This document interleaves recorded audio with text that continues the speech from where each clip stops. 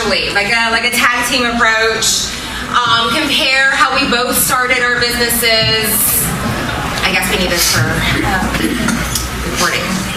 And then see where, like how it influences you or you guys are at. We really wanted to make this kind of like an informal conversation. So at the end of any slide or in the midst of when we're talking, please raise your hand, ask questions, give your own stories so that way we can also learn from you, because we know that there's business owners in the audience as well. And then let's kind of like learn from each other and grow, and we can share some of our examples. Yeah. All right. Okay, so let me tell you a little bit about myself. My background actually is in marketing communications. My husband's a physical therapist. We started a sports medicine clinic when we were first married, and I handled marketing and operations and did whatever we could to build that business. 6 years later, sold it. I was also in a startup high-tech company for, it was an Apple developer for software way back. And then I worked for medical device advertising agencies. So really different from what probably a lot of you do or done. So the reason I opened a learning center is because my daughter, and she had learning disabilities and wasn't reading, and I started to investigate, and somebody told me about this thing called precision teaching, and I went, oh, okay. And I got hooked and decided to learn as much as I could and called as many people in this community as I could to learn about it. Elizabeth Houghton became this huge mentor, Mike Maloney, Kent Johnson, went to Morningside 2 different summers. So that's my background, and then I began working with my daughter, saw huge improvements. People in the community would ask me about what I did and would send me other kids. So I started at my kitchen table, and that's where my learning center started, and it's now an actual site, a storefront site in my community, and we've grown quite a bit. So that's my background. So my introduction through to precision teaching was in a university setting. I took, and I mentioned this a little bit yesterday, my first BA course was with Hank Pennypacker, and our first few classes were about how to chart, and I kind of skipped some of those.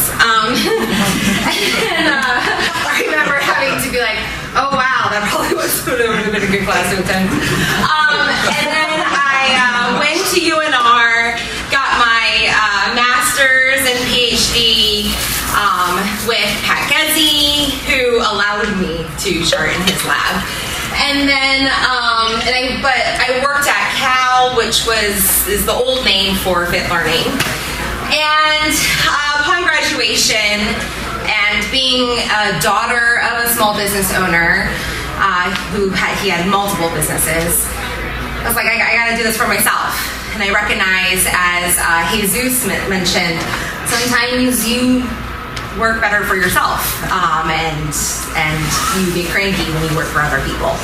So I went to Florida and opened up a learning center that we started. We had a client that came to our kitchen table because she lived in Clearwater and we were in Wesley Chapel, and that's about an hour drive, and I wasn't making that trip 5 days a week.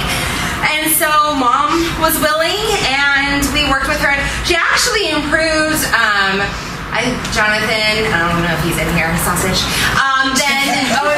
We lived on the second floor, and this girl was also receiving physical therapy. She improved her gross motor skills just by walking up to her apartment. Mom was like really excited about that aspect. And so we started, and and we'll talk more about details later, but this is just introductions. So, taking a poll by a raise of hands, how many you guys have a small business? Awesome. And how many are wanting to get it going? Great. Sweet. Yeah. And can it just, free say barriers to getting it going? Funding. No skill set around business. Yes, for sure. Identifying the target. Target population? Okay, so your demographic, right? Time, for sure. Because if funding's an issue, you are spending most of your time at your job that's paying you, which then means that to create your own business, it's on the weekends or at 4 a.m. or at 6 p.m. till 10 p.m. or until you pass out, right? What else did you mention? No, I would just guess if marketing will be an issue.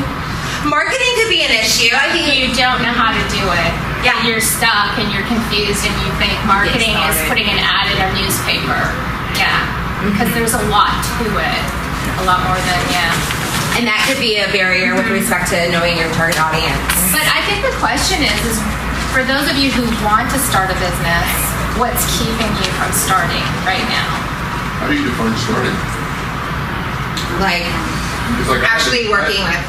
I wouldn't say submitting the paperwork, right? Because you can submit it. Technically, I own 3 businesses, but one of them is just on paper, right? So I wouldn't consider that. No, actually doing what it is that you want to do.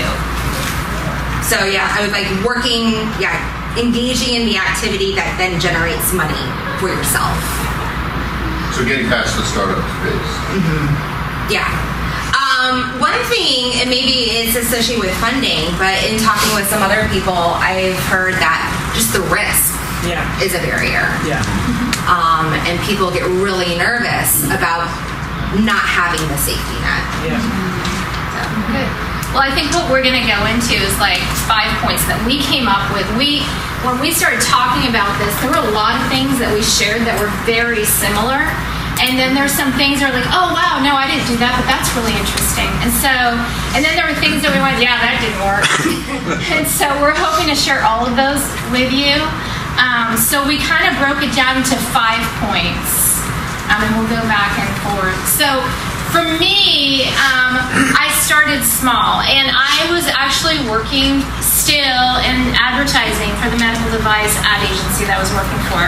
And then I was moonlighting on the side, trying to get kids in, to see them. And so I'd work all morning, and then in the afternoon after school, I'd have kids come and sit at my kitchen table. So I started small. I wasn't going to break the bank, and I'm not this huge risk taker. And because my husband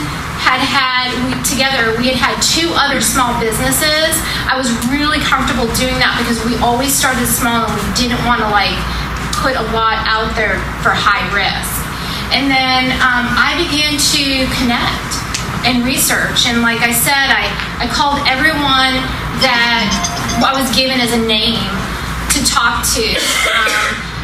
Michael Maloney and Ken Johnson, Elizabeth Houghton, and even Richard McManus. I was like, I'm going to call these people and find out what they're doing so that maybe I can adapt some of that. And then I would constantly be looking at, well, if I charge this much and I'm paying out this much, when do I actually start making money? Because certainly in a small business, you do have to invest a certain amount. And in my learning center, I had to pour a lot of money into the materials right up front because, it just cost money right up front. But I tried to keep the cost as low as possible. And then I guess the other thing is even when I started right from the beginning, I don't care that I'm at my kitchen table and I don't have a storefront, I didn't even have a website. I acted like I was bigger than I was. And I had business cards made, and I treated my parents that came with their kids just like I did with my clients who were multi-million-dollar companies in the ad agency. I just acted like there was no difference, so that they would think I was bigger and I knew what I was doing and they could trust me with their kids. So I started with $15,000, and that's money that I saved up from babysitting.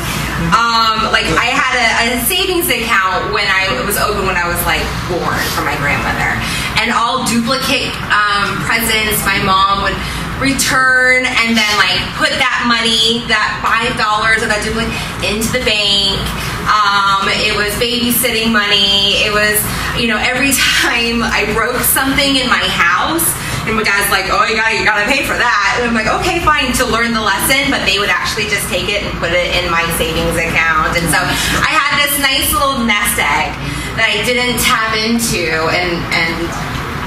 until I graduated, and it was for my business. And nest egg is $15,000, but I was, and so that's all I did. So the curriculum, luckily, given my my past training, so I didn't spend tons of money. I bought some Morningside stuff. I bought Elizabeth stuff, but I didn't spend tons on curriculum for our learning center just because I created it. And so there was money, like figurative money, just because of time. And that was pre-kids, but it was also, it was at late at night while, I'm coming up with, different math targets or writing out different words while I'm kind of binging on Netflix at the same time. So, so created some curriculum for ourselves, and then, but then you needed, like, I definitely also wasn't one of those who was like, okay, so I need to save up 6 months worth of income, and I'm going to buy every new computer. Like, we used stuff that we had, and it was just my husband and I. And this was before the big poker freeze out, and my husband was a professional poker player online. And then that, was great. But we were living off of his salary for the time, so that way any money that we made while working with clients, we would just reinvest into the business. That only lasted for a little bit because, thank you, government. But then we were able to just grow small.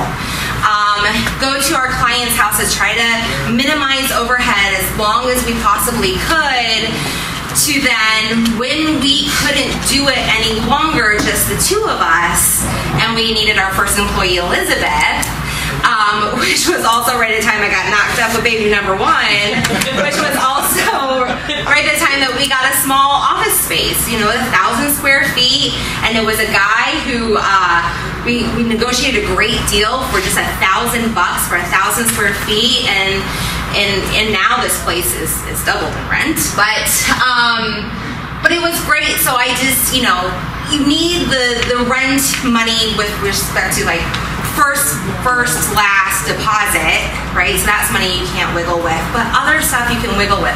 If you wait for that 6 months of salary plus you may not get off the ground. So you have to do that risk. You have to. We put a lot of stuff on credit cards, able to make it up later. But it is that if you don't put in that risk at the onset, then you may not even get off the ground, and you may not have a business later. So I think a true entrepreneurial mindset is that you put it all out there to make it successful. And then another idea, though, but if we didn't make that killer deal with our office space, was to find somebody who we could share office space with. So you're working with kids, then what are their hours, right? After school. And so we could find maybe an office space that had time, they spend most of their time from 9 to 4, and then we can come in from 4 to 7 and co-share some office space, lease it out from under them. So that was an idea we never needed to pursue, but it was out there. It's an option. And then use materials you have on hand. So I just want to piggyback on what you said about office space. So, like, I worked out of my house as long as I could, and we have this kind of cool open space where I have a really open kitchen and a fireplace and then a really open living room. So I broke that up into 2 classrooms in the afternoon and would haul up tables and chairs. And I had already hired some really, really smart high school students that were like, they knew where they were going and they really wanted to help me out, and I just trained them in certain things. But we had kids coming through our house from like 3 to 6:30, 7 o'clock at night, and then would fold everything back up again. And for me, the tipping point was I got tired of having that many kids in my house all the time. And so it got crazy, and everyone thought we had a party at our house every day from like 3 to 7 because there were so many cars outside. But for me, I think of looking at my community and what opportunities are within my community. She talked about sharing space, but I kind of had a little breakthrough to get out of that. There was a small private school that said, would you be willing to have your learning center in a classroom on our campus, and I set the rent, right? So, because we need a resource and we don't have any resources and we like what you're doing. And it was great. I did that for 1 year, and that got me out the door, but it was such an unusual situation. So sometimes when you're thinking about how do you want to move forward, look at the most ridiculous possibilities, because you never know what's going to work. It's not a preschool. I mean, it's not a school. It's a church, right? They have, and like, even if you're not religious, they have so much space. Sunday school rooms. They can have a playground, but they're not using it Monday through Saturday or something like, right? And so, I mean, I know APL started in a synagogue, and they had to pack up all their stuff on Friday because, Friday night's their day. But if that's what you have to do to make that leap forward, then yeah.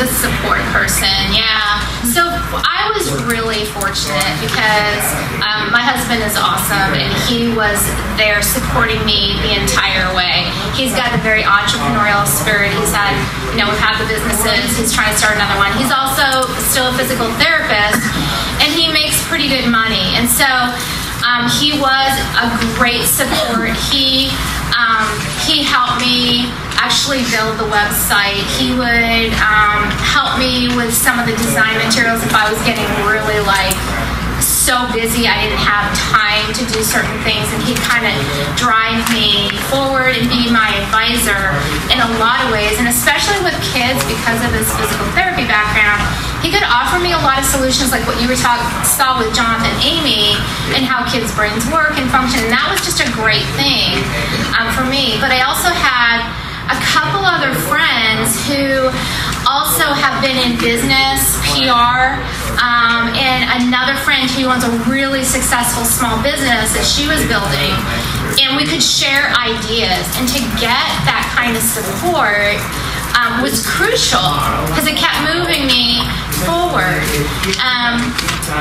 And then, I talked about logos and marketing, which is creating a name for myself, just being able to bounce things off other people. But, and then I'd sit back and I go, what's working?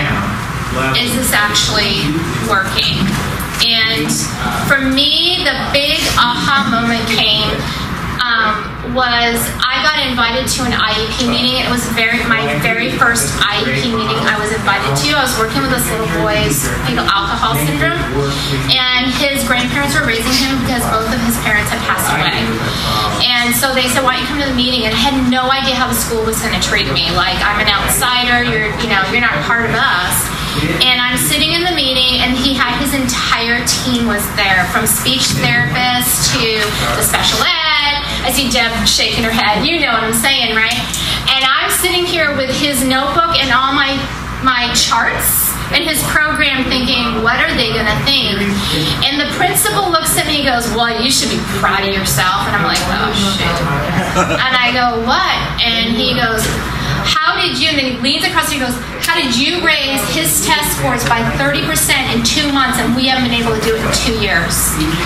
And I knew then, I'm like, I am so in with this crap. And so I took and I opened up and I had the chart and I held it up, and the gal who was the school psych jumps across, grabs it, and says, where did you get this? And I said, let me tell you more about what I do.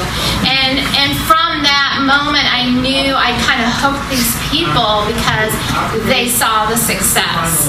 But I had to look at what worked and what didn't, and that was an affirmation of, well, what I'm doing right now and the model that I've done, it's working because somebody else tested them. It wasn't my test, and they saw growth. Ditto this. Having a support person to bounce ideas off, but also, let me continue. So my husband, you may never see him here, but he is a damn fine precision teacher. And he just doesn't like people. Big time.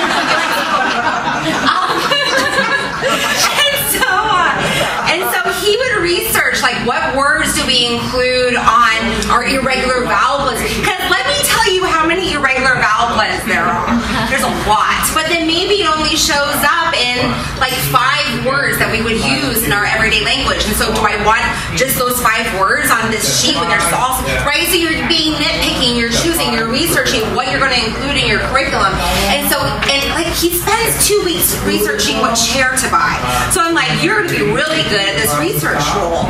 And so he would do that, and I'm a stickler for formatting, and so I get in there and I create the final product. And so we paired off with each other well that way. He also could simmer me down when I got a little big-headed and set me in my right place and was just like, hey man, you know, you just need to get over yourself, which was a great check, right? Because when you are doing your business and sometimes you're like, no, this is my business and I'm professional. Sometimes when you're starting out, you have to be super humble. You need to make breaks where you shouldn't make a break maybe 5 years down the road, but you need to be doing things for free and offering. So having that check of humility really was helpful. But now with our new business that we are starting, I need someone to take care of me because I work to the point of exhaustion. And my body, what happens when I'm stressed out and I'm working so much and I'm around kids is that somebody's sniffles is my 2 weeks in bed. And so I need someone to remind me to put my health first, make sure I'm sleeping, remind me that it's, hey, it's 8 o'clock and your kids are going to bed and maybe you should say goodnight, right? Put the work away for a bit. And then take care of life because I'm 100 focused on this business. Then it's like, okay, make sure the bills get paid on time. And that's like actually a thing because when you are so focused on billing with the business, then your own bills, you're like, oh God, I can't right now. I just spent all day on billing. I don't want to pay, you know, or set up automatic payments. But make sure somebody takes care of life. Make sure that, hey man, if it's the, you know, you got 45 days to sign up for health insurance, make sure somebody's doing that for you. And then if you have kids, you know, like spending time, I call it the grind. And right now it's the grind to get the businesses off on the ground and make sure that everything's going to be great and set up. Because down the road, when my kids are going to be teenagers, the idea is that we'll be set in the business. It's going to be our retirement plan and all this kind of stuff. And right now, you got to put in the work, you got to put in shoe leather, you got to put in the risk, so that way you get that nugget down the road. So I do right now. You know, he takes care of the kids. If it's daycare, if it's grandma, if it's something like that, it's impossible to do it all. So you need helpers. Yeah, my husband's a really good cook. I get home at 7:30 at night when we're done. We have the most fabulous dinners, but he loves doing that, so I'm pretty happy with that setup. We order out. My husband makes a mean bowl of cereal. Network. So I talked about networking with the schools, and I have to say I'm a huge networker. I talk to anybody. I'm not afraid to go up to a total stranger or call them. Richard will know that. Call him out of the blue and he's like, who are you? But I think it's really important, and you look at it from a lot of different levels, whether it's in the schools with other small businesses. I belonged to a small business group for about a year just to get my name out so they knew who I was, and I'm in the community. We have a really small community that I live in. We have a population of 20,000, but the outlying area serves about 100,000. So, I mean, we're big enough to have a Costco, which was a big deal when it came, believe me. But it was about building that network of people who would know about me. And even, I mean, to this day, I'm constantly looking for new outlets. There's a clinic in Eugene. I live an hour south of Eugene, Oregon. And they are a PT, OT, and SLP clinic. And everyone down our way, they try to get their kids up there. It's hard to get in. It's an hour drive plus. They're opening up a new clinic Monday in our town. And I knew about it, and I'm on the horn with them and said, let's meet, let's get together, and let's start sharing students. I've already got 5 kids that need speech therapy. So that kind of networking, where I'm looking anywhere that the group I'm trying to get to is connected somewhere else. And so whether it's the schools or parents, having a social media presence, because our community is small and I have lots of friends on Facebook, to make sure that they're checking out what I'm doing, because I don't know who's going to be talking to someone who says, oh yeah, my kid's really struggling, and they say, oh, you heard about the Learning Center in town. So that was just one of the most important things. I would say most of my business comes word of mouth. That's really how I get it. Just recently, I do now have a storefront deliberately on the busiest street in our town so people can see the signage. And recently, I've been getting phone calls because I ended the quarter, they saw a tutor, my child's struggling. But most of it's been word of mouth. So I can't stress networking enough. I hate networking, which I like people and I like social events and I'm chatty Cathy and that's fun, but I hate selling myself. But if you're a business owner, guess what? That just comes with the territory. So for those of you who are like me in the sense of you don't want to be like, hey, listen to how amazing I am and what I can do, you got to get over that. And it wasn't, and I think my way of getting over that was not talking about me, but talking about the outcomes, right? And so you go in there with the data. And what I would do, grew up in a small business family. My parents owned a advertising magazine, and that over the summers or something, I would work for them because that's what you do. And so I grew up cold calls. I knocked on many businesses' doors asking if they wanted to advertise my parents' magazine. I did that for the yearbook in high school, right? And so I had to take that history and apply it to schools, to other ABA agencies that I didn't know in the area, to pediatricians, to the gymboree, anywhere that may have had kids, preschools, and say, hey, how are you? Here's my materials. Here's a sweet little candy. Give them some gift or something so they remember you, right? And I just want to, if you have 5 minutes, or I would, call and email, try to connect with them somehow. I said, give me 10 minutes, because if I am able to sit down with you and talk to you, show you data, then it's really hard for them to say no to really freaking amazing data, right? So the schools that I was able to actually sit down with and give a 10-minute presentation quickly about what I did, the data, and how I can help them, at the end, they're like, I already have 5 kids with me here right now. So the biggest thing is just trying to get that meeting scheduled. Preschools, and then some advertising sucks. It's terrible. But and I say that as my parents, owned an advertising magazine. Advertising works with longevity. You need at least 6 months worth of time for advertising to stick, because the whole thing about is that when they open up, or they see the flyer, they open up the magazine, they hit advertising on the web. It's not at that moment they're like, you're right, I do need this, let me call you, and you only needed it for a month. What it is, they need to see it over and over and over again. So when report cards come out, when the progress reports come out, something like that, then they're like, I remember seeing something, and then that's what happened. I remember seeing something. So then when it comes out again, they're like, that that was the something, and now the setting event is correct. Boom, we make the call. So some advertising has worked for us. You know, fortunately, I was able to advertise for free in my parents' magazine during that time. But we did online, those web banners. That was terrible, waste of money.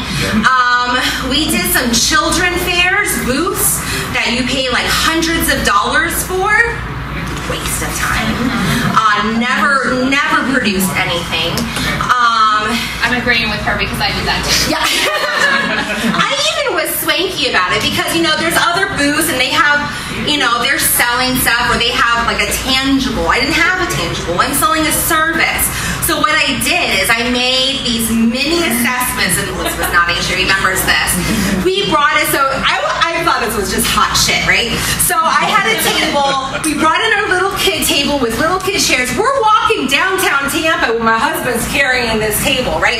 So then we sit there and we're like, mini assessments.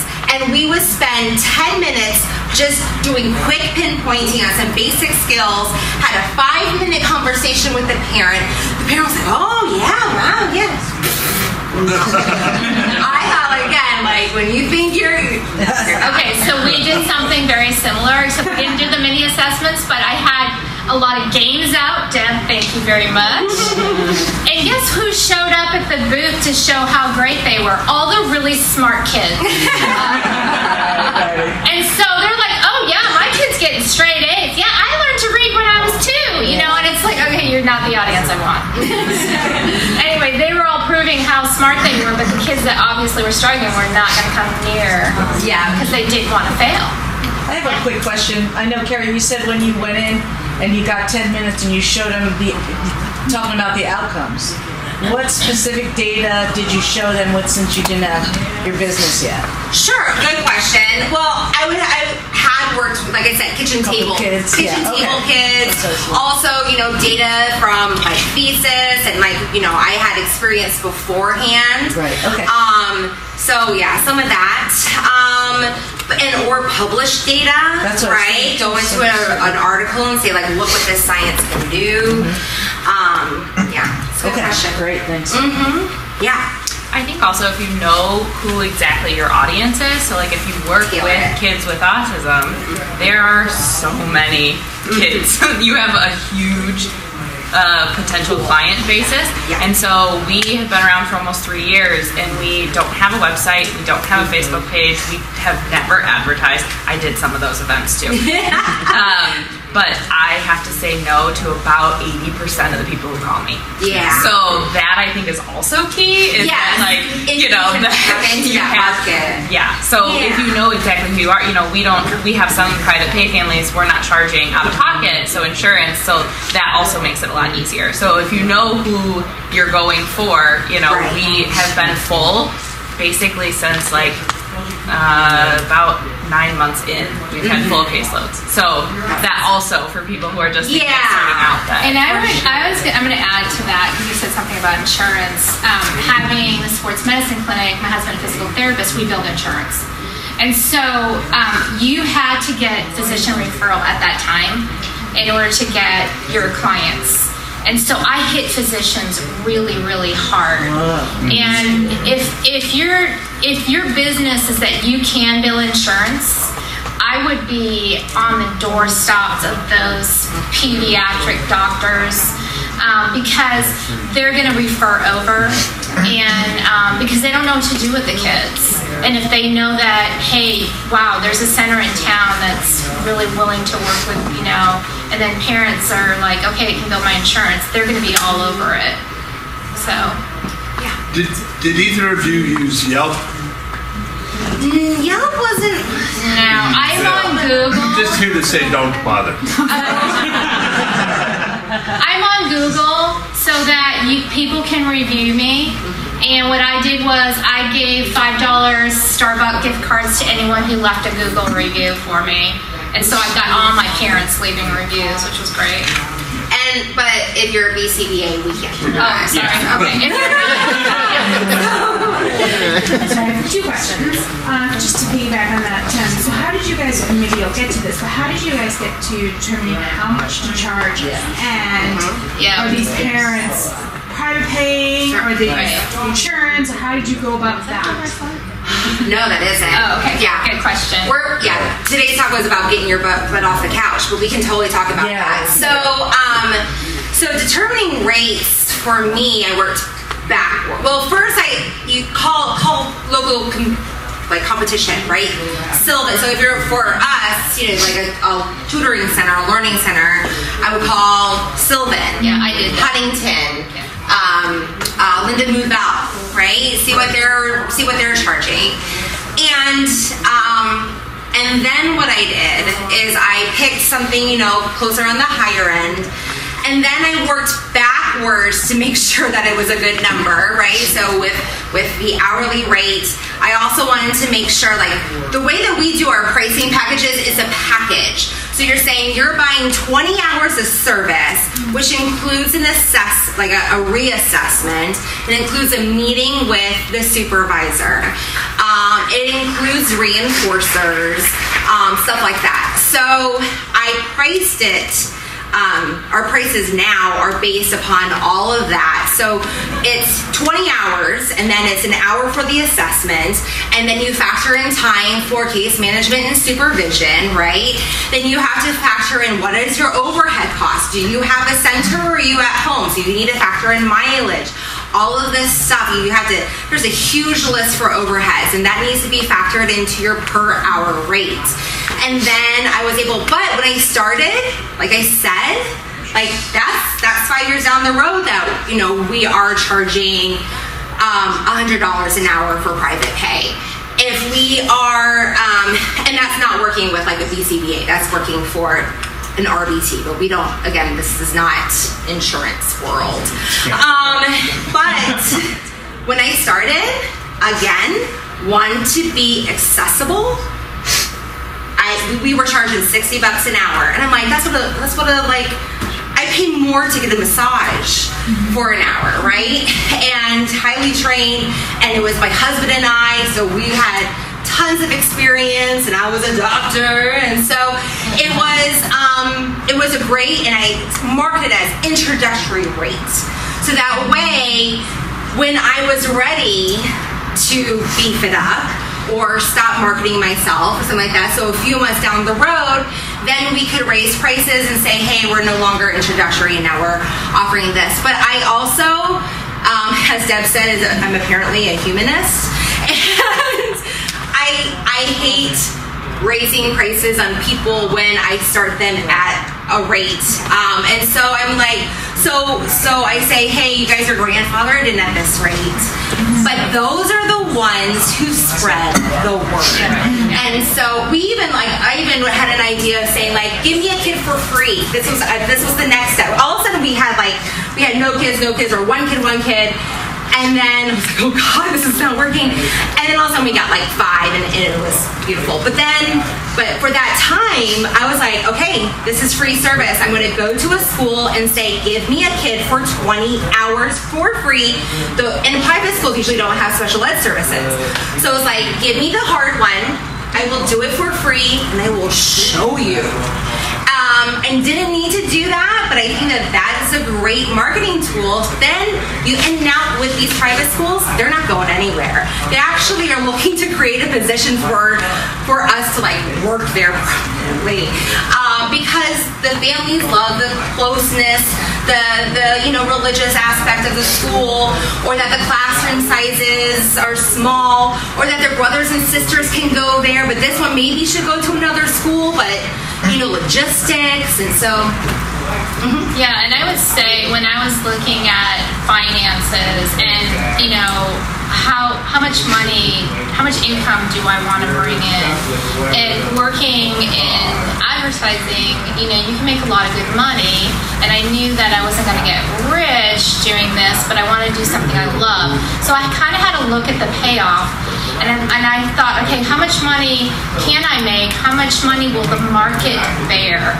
And so what is the going rate that my community can afford? And because the community I live in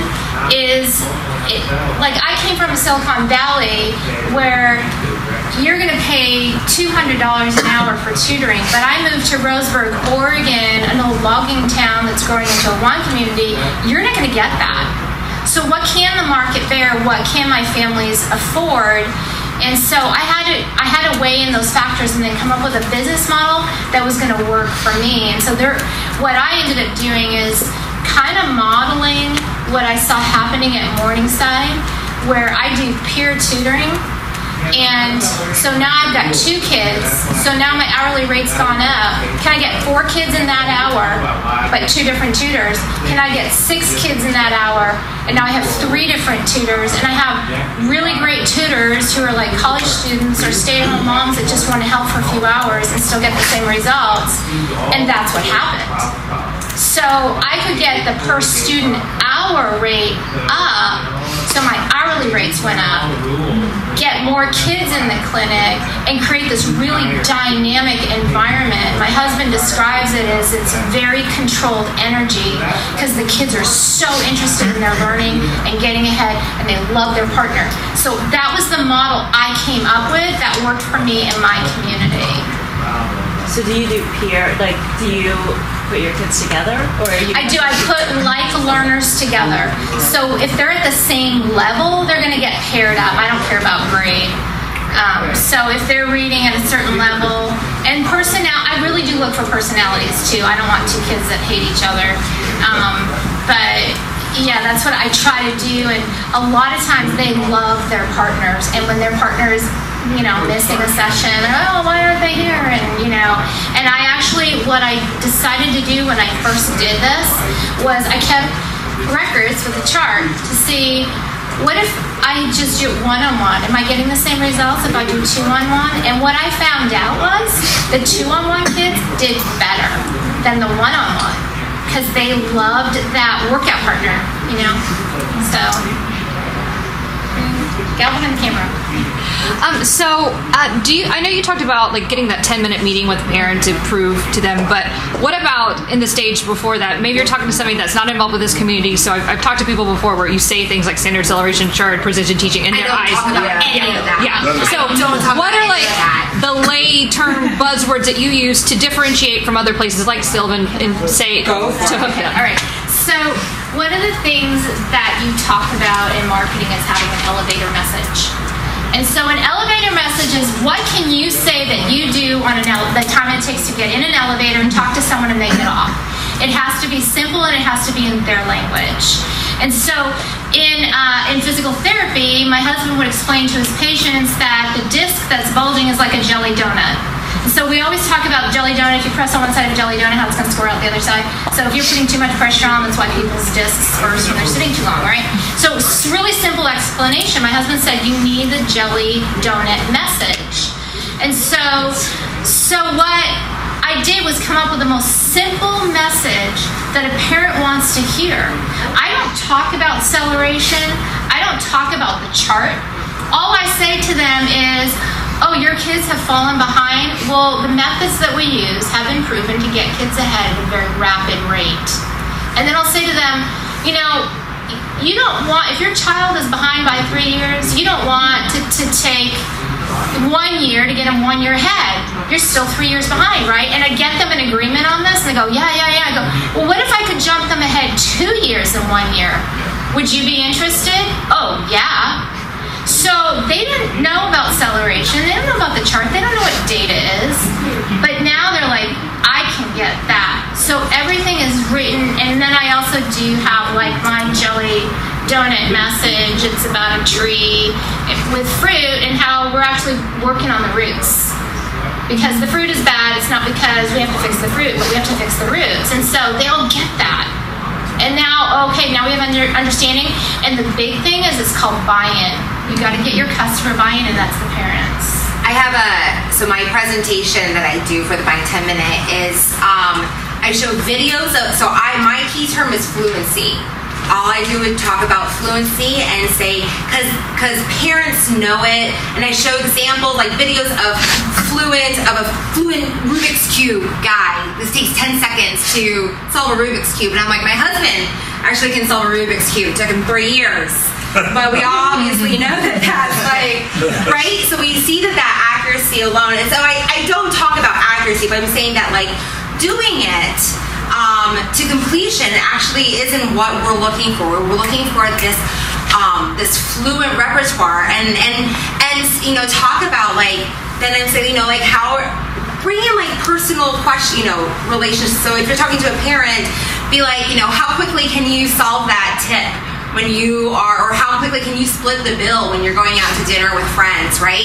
And you're like, oh gosh, you're right, I still use touch math, or I, you know, have to put it on my phone, and like, so I talk about, create some stories that are personal, and then I show some video clips, and I show data, and they're like aggregate bar graphs, right? Because you're using what works for your listener, right? And so then it's like, give me a kid. That's how I ended up. Yep. Can I back up for 1 second, Carrie? Just because before you mentioned about your cost structure and determining rates and how you did it, one of the things you even mentioned was when you first start out, you might be in your home, so your overhead's going to be lower. Right. You can't price yourself at that though. No. You have to know what your rents are going to be. You have to know your staffing cost. Just because you're willing to work 40 hours and only get paid for 2, you're never going to grow unless you price in the cost for your staffing, Yep. for your building, Exactly. for your all your utilities, And so like your taxes. starting, You have to be able to invest in. You do. And you can always say, my rate's $100. My intro is 50. I'm going to give you a discount for you just open this area. Yes. But you have to know what that number is. Yes. And I've seen a lot of businesses in ABA fail because they started consulting and their cost structure was based on consulting and private contracting people, and that doesn't build the capacity. Yeah. So. And also, just one more thing, you guys know what perceived value is? So in retail, they price things based on perceived value. So what I found is the parents that came to me and hammered me on price and I gave in were the biggest pain in the neck parents, and they left me really fast looking for the next big thing. But the parents, when I give them my rate, they don't blink. I'm like, they're going to be with me for a while. And because I'm giving, like, if you're charging that much, you must be good. It's that whole perceived value too.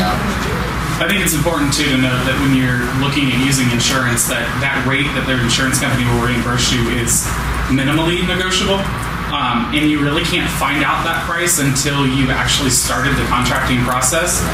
So part of that is reaching out to other service providers in your community to find out what that contracted rate is so that you understand going into it what your actual amount of reimbursement is. My understanding is most of those contracts. I don't think you can do that.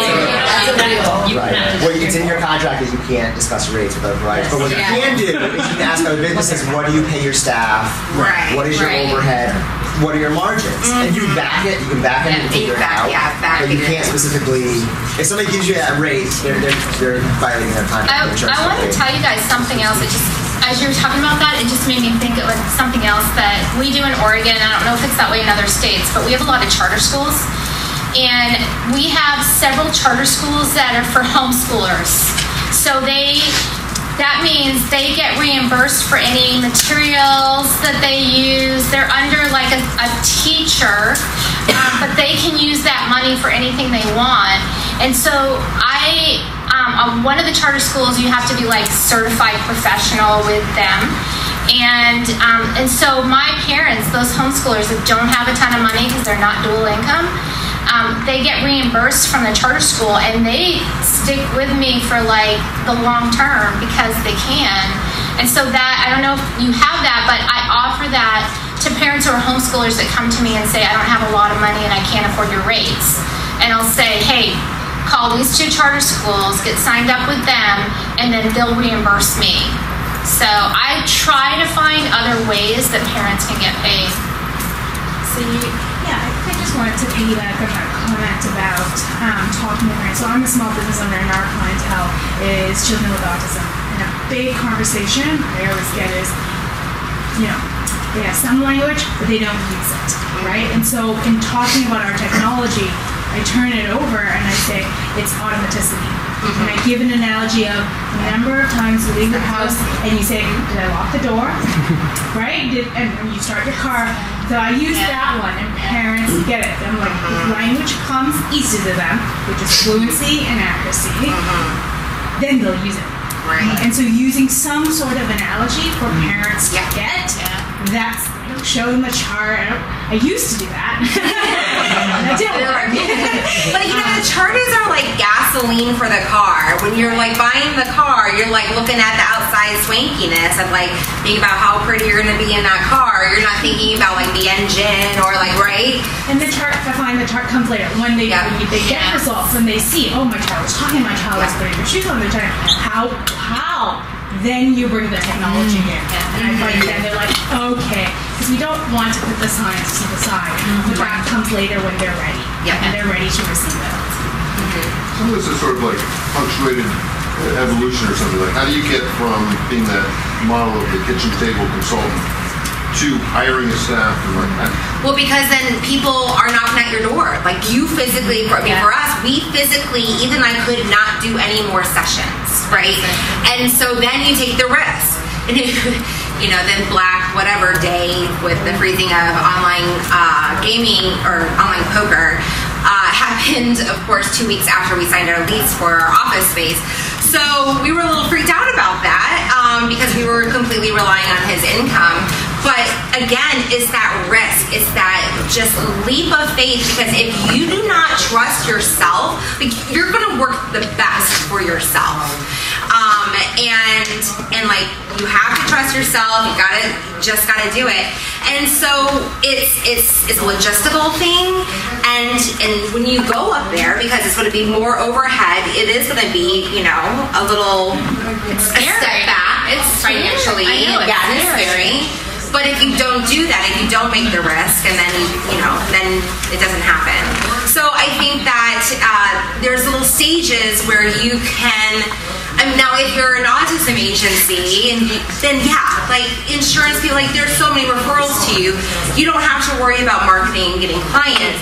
But if you're like us, then there's a lot of shoe leather that's going to be, not wasted, but used up in trying to find clients. So I think it's just a logistical thing to where you get to the point of saying, all right, now I got to take another risk. But the risk is balanced, because you shouldn't be taking the risk until you're turning out referrals. Yes, exactly. Until you get to the point, you can say, I'm going to put you on a 3-month waiting list. You build that referral base. You can get those 4, 10, 20 different referrals. I'm not going to go, I'm not going to go and open up a 3,000 square foot office space and I have 1 kid. Right? So, but you have to look at the numbers though too. Like, you have to know, do I have enough numbers to support the rent? We like social media. we were short on time. Hold on. I think this one's better. So I'm going to tell you briefly what I did. When I decided I knew I needed to set up this model and I was going to hire my first employee, I went looking for the smartest high school student I knew, who was extremely responsible and very mature, and was interested in what I was doing. And so she was a sophomore in high school, very bright. I trained her up. Like, I got her on that chart. She was doing it. And what I did was I only trained her on certain things to do. And so how I did it in my model was I had the table in the living room, the table in the kitchen. She had 2 kids in the living room. I had 2 kids in the kitchen. She would be doing like certain skills that I trained her up really well on, while I would be working on the more complex stuff. And then at 30 minutes, because we had them for an hour, we'd switch kids. And the kids loved it, because then, you kind of get sick of me, and now you get Ellie. So what happened was she was just really sharp. I mean, 15 years old, and bam, super sharp. And I'll tell you what happened now. She is a senior at University of Oregon now, and she got a $10,000 scholarship because of the work she did with me at the clinic, and it was amazing because she got to write about it. And it was pretty cool. So she was super excited about that. So I went deliberately, and since then I've hired other people that I've actually looked for in my community that I thought, wow, that would be a really good fit, and it's turned out pretty well. Most recently, I actually hired an HR firm that they do a lot of stuff for me at a really low rate, and so now they do all my screening. But that hiring, well, I hired who I knew, and that way I knew what I was getting myself into, and I knew I could trust the people. So everyone that works for me, I actually know. That's why networking is really important because you can meet people, and then it's a great way to get jobs too because, oh, well, I know that person. And then the other thing is taking care of my staff. I don't want to lose anyone, and I will bend over backwards for my staff, and I treat them like family. And we have monthly meetings, and we get together, and I bring tons of food and coffee for them, or we hang out together sometimes. I want them to know that they are so valued. And I have this one gal who works for me. She's an empty nester. She just wanted something to do. She was super excited to work with me. And one day she's leaving. I said, Melissa, thank you so much for everything you do. I mean, she does the grunt work for me. And she goes, I said, I hope you appreciate. I appreciate you. You know that. And she goes, you tell me every day. Oh, okay, good. Well, you're staying around, right? And she goes, oh yeah, don't worry, I'm not going anywhere. So just having, and what it does is it makes for a really happy environment. So for sure. And I'll speak to the training. Like, our training is hardcore, man. It takes 3 months pretty much until I have somebody in the chair working with my kids. We have a very systematic regimen, and they have to build fluency on their skills, on charting, on running programs, especially the DI scripts, because if you had, behavioral ceiling, and that. So, it's pricey to train if it's lasting 3 months. And so I love to, at Chuck's talk when they're saying, like, by a high rate performer who's passionate and a little sideways in the shoe, and and that's us in this room. But it's also, you want to duplicate yourself and find reinforcers that are beyond money, because this is not a job that you just do for a month to pay for your car payment, right? And so you have to train well, and then when your training is on point, and this is just my management philosophy, and then I step back and I'll do audits to make sure. But I think also giving the gift of autonomy and having your staff have a bit of wiggle room, have a bit of say, having sure that they have tools and resources and you are always available. But like I said yesterday, allow them to make interventions. Allow them to be like, hey, well, what if we try this program? And even though maybe you're the programmer for the child, be like, that's a good idea. Why do you think that? Let's talk it over. They have a part, it's ownership, right? And so having like a little stock in their own job, essentially. And when that happens, you go from being the widget maker to being the business owner. And so if you can hand off you've trained your staff so well that you can walk away, like I could walk away to this conference and know that the Learning Center was running without me. My husband took me to Italy for our anniversary this summer for 2 weeks. No contact with anyone. I'm in another country. I don't care what's going on. Make sure that all the students show up and the work gets done. And I didn't have to worry. I knew that everyone was trained so well that things were just running smoothly. And that's the thing for small business owner. You don't want to always be making the widgets. You want to run your business. And there's a difference. Yeah, for sure. Elizabeth, sign the lease in May, go to ABBA, come back, find out I'm pregnant, and Elizabeth was like hired a month, before that, and so I'm like, so 9 months, guess what you're gonna do? And so we started training, and then like it's the step back. And Liz was just like, oh, I don't know, and second guessing herself, but she was phenomenal. And I don't know if something got messed up or not. And but the great thing is, don't sweat the small stuff, right?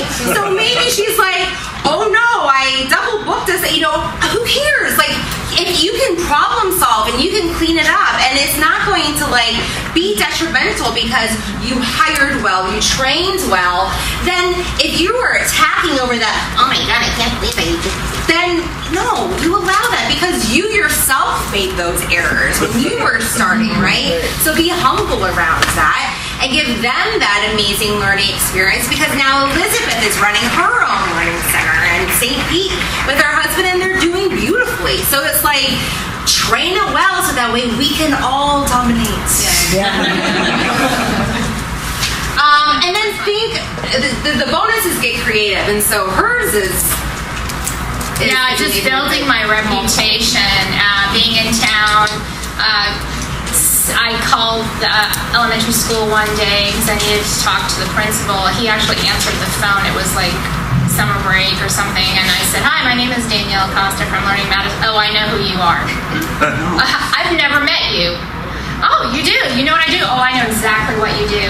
So building that reputation, and he didn't say it like he was mad at me. He said it like, no, I'd love to talk to you. I want to hear more about what you do. So building your reputation. Big one for me is that showing my parents, who are the customer, that I really care about my kids. And I have so much communication with them, just really quick. I mean, when they first call me, that first phone call will last an hour. Answering every question, helping them understand. I know exactly how you feel. I know you feel like your child is never going to succeed, but guess what? They will.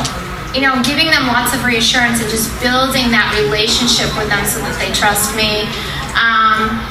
And then looking at other services and products that, what else can I be adding to my business? What else can I provide? What are some other areas that the community, what do they need? And how can I help them? And then knowing your competition. And I don't have competition. There was a learning center in our town. I guess somebody told me 15 years ago they went out of business. So I don't, fortunately, the closest learning center is like an hour plus away. But just knowing who are you up against. And for me, it was Oregon State University did some online tutoring thing that they couldn't measure, and I called them to find out. I pretended I was a student. And they were providing free services over the summer, and they were giving over the summer you can have your child reading up to 5 grade levels ahead. No fluency, no nothing, and I knew exactly what they were up to. So when parents came to me and asked me about it, I said, well, so anyway. And so yes, diversify your product. If you're doing learning centers, you're working with kids after school, and homeschool kids likely have one income, so they're unlikely to afford your rates. I give discounts for homeschoolers because I'm like, yes, please, can I have someone come at 1 p.m.? Yeah. But the thing is that you need products, something like that's a deliverable. Something that you maybe made once and then can replicate, right? So we're doing online webinars to teach people about precision teaching. I do an online course. We do 2 hours every Friday of a small group learning about how to implement precision teaching, right? So I'm looking at this more as a consultation. So now I classify myself as Director of Education and Outreach. I do nothing with the clinical centers at IPTC anymore. But it's trying to figure out how can I make up for this gap. Right, so and then that's where we're creating relationships with the private schools, so we can pull them out. We're functioning as their consulting special ed department. Yeah, we are too. We're doing the same thing. Yeah. So finding a way to diversify your income. Consulting to preschools. What about that gap for those kids who are too smart to receive early intervention services, but they're biting their friends, or there, like there's still a market out there that is not touched by ABA that we can use with our services. So it's being really creative. So I think our time is up.